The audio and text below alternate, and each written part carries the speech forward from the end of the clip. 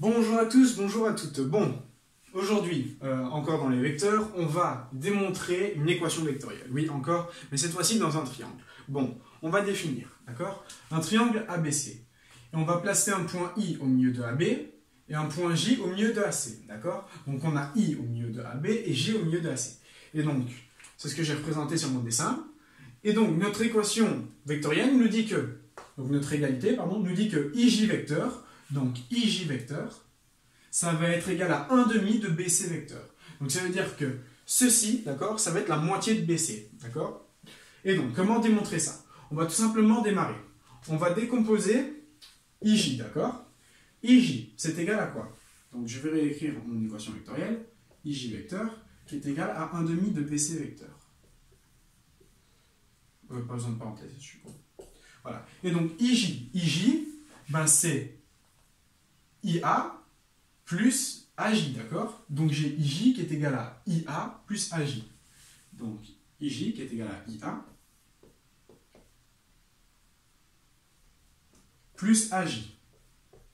Voilà. Et donc ça, c'est égal à 1 demi de BC. Et donc comment le prouver? On sait que I est au milieu de AB et que J est au milieu de AC. Donc qu'est-ce que ça veut dire? Ça veut dire qu'en fait, le vecteur IA, ben, ça va être la moitié de BA. D'accord?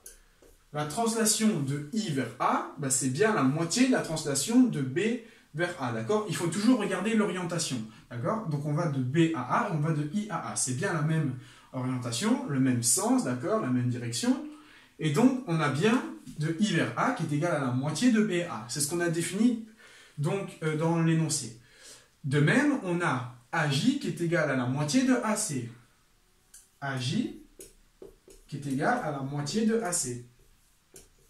J'ai bien le vecteur AJ, d'accord, donc qui descend cette fois-ci, qui est égal à la moitié du vecteur AC, parce qu'on est à la moitié. Et donc, je vais remplacer ça ici dans mon équation. Et donc, j'ai donc IA qui est égal à 1 demi. Pourquoi je mets tout le temps des parenthèses? De BA plus, et donc 1 demi de AC. Est-ce que c'est égal à 1 demi de BC?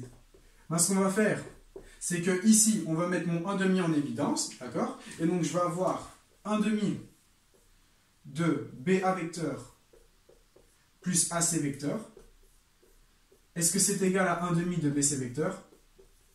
Eh bien oui, pourquoi? Parce que l'intérieur de la parenthèse, ici, BA vecteur plus AC vecteur, partial, on sait que c'est égal à BC vecteur.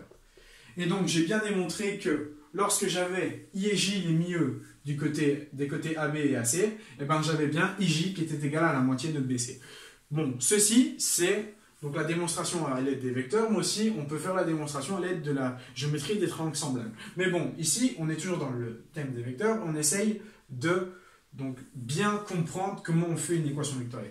Donc le but en fait c'est de décomposer avec des trucs qu'on connaît pour retomber sur des trucs qu'on connaît. D'accord? Ici j'ai décomposé IJ en fonction de IA et AJ. Je sais que c'était la moitié de BA et de AC. Je mets mon 1 demi en évidence et j'ai BA plus AC qui est égal à BC. Voilà, voilà. Bon, je vous remercie de votre attention et je pense qu'on en a fini pour les équations vectorielles, sauf si j'en trouve une belle. D'accord? Et donc, peut-être que vous savez ce que je vais faire, je vais en trouver une, je vais la mettre, vous allez essayer de la faire tout seul, et puis on va passer à la correction. Voilà, voilà. Bon, ben merci beaucoup, je vous remercie de votre attention, et à bientôt.